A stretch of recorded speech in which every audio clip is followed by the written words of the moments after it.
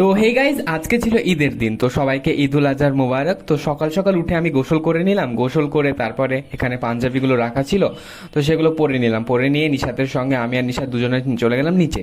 নিচে গিয়ে তারপরে একটু ওই বাড়িতে যেতে হবে। ওই বাড়িতে পৌঁছে গেলাম আমরা দুই ভাই মিলে। ওই বাড়িতে গিয়ে দেখি আহিল এখনো ঘুম থেকে ওঠেনি।